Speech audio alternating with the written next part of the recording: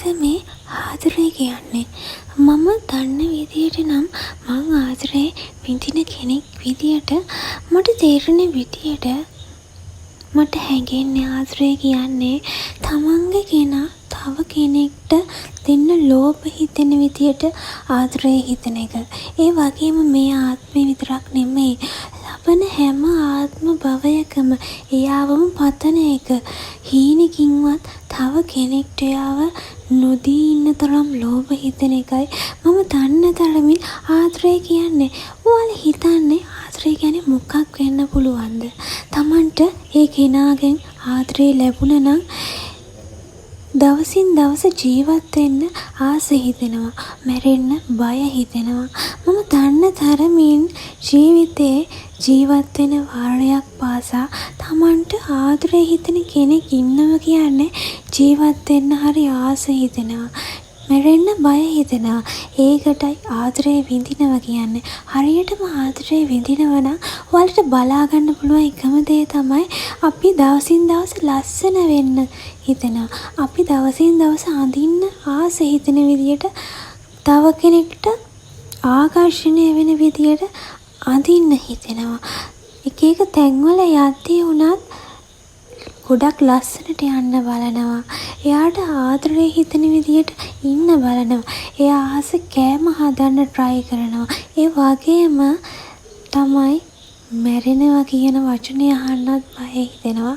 මම දන්නවා ඔයාලත් ආදරේ විඳිනවා ඇති. ඔයාලත් ආදරෙන් විඳවල ඇති.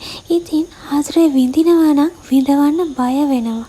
එයත් එක්ක හැම හීනයක් දකින්න හැමදාම එකම එක හීනයක් පස්සේ එළවන්න, එයත් එක්ක පුරබදමින් හීන අවුස්ස ගන්න, ඒ ආදර හීන දකින්න හරි ආසාවෙන් ඉන්නවා. ඒ දැකපු හැම හීනයක්ම ඉෂ්ට කරගන්න එයත් එක්ක හරි ආසාවෙන් එයාගේ අත අල්ලගෙන ඉන්නවා. එයා දකින හීන මොකක්ද? ඒ හීනට ශක්තියක් වෙන්න අපිත් ආස කරනවා. ඉතින් මේක තමයි ආදරේ දැනිලා කියලා හිතන එකම තැන. ඒ වගේම මැරෙන්න ගොඩක් බය හිතෙනවා. ලෙඩක් හැදුනත් හිතෙනවා මං ඉක්මනට මේක සනීප කරගන්න ඕන. මොකද මං වෙනුවෙන් එයා ඉන්නවා. තැනක ගියත් පරිස්සමින් ඉන්න හිතෙනවා. හේතුව මං වෙනුවෙන් අරයා ඉන්නවා. එයා දාලා මට යන්න බෑ. එච්චර ආදරය කරන කෙනෙක් දාලා යන්නේ කොහොමද මම කියලා හිතෙනවා. ඉතින් ඔයාලටත් මෙහෙම දේවල් හිතිලා තියෙනවද? පාරක යද්දී වුණත්, වාහනයක් ළඟින් යද්දී වුණත් මැරෙන්න බය හිතෙනවා.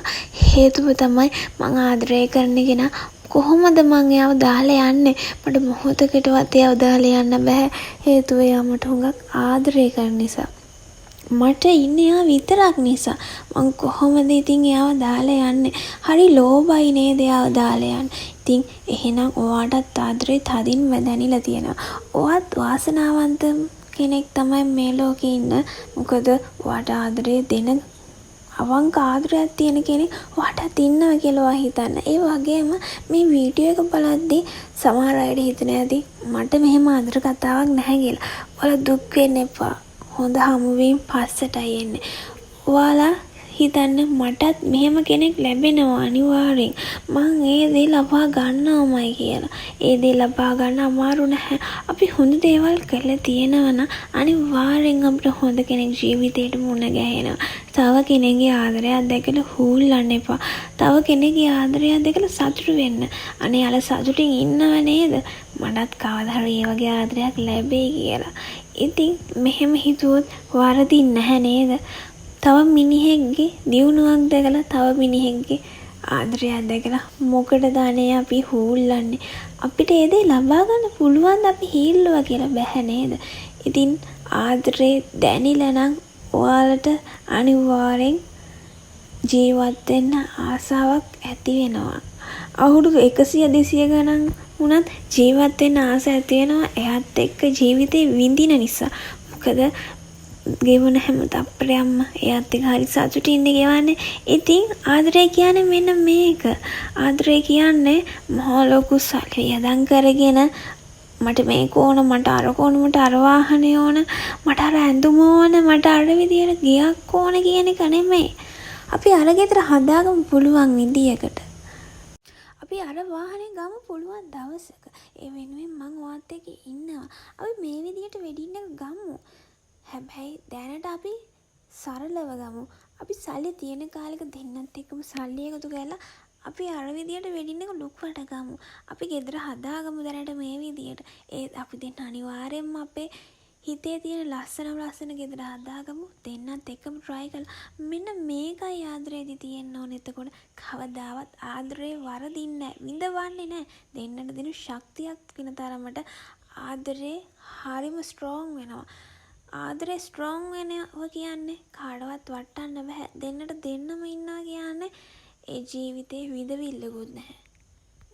ඔයාලත් විඳවන ආදරයක් නැතුව විඳින ආදරයක් හොයාගන්න. විඳවන ආදරයක් තියෙනවා නම් ඒ ආදරේ විඳින ආදරයක් කරගන්න පුළුවන්ද කියලා try කරන්න. ජීවිතේ හැමෝටම එක වගේ අය ලැබෙන්නේ නැහැ. ඒත් ඔයාට පුළුවන්. ඔයාලා ලස්සන කෙනෙක් ජීවිතේ ලැබෙයි. පරිස්සමෙන් ඉන්න. ලස්සන ආදර කතාවක් ඔයාලට ලැබෙන්න කියලා ප්‍රාර්ථනා කරනවා.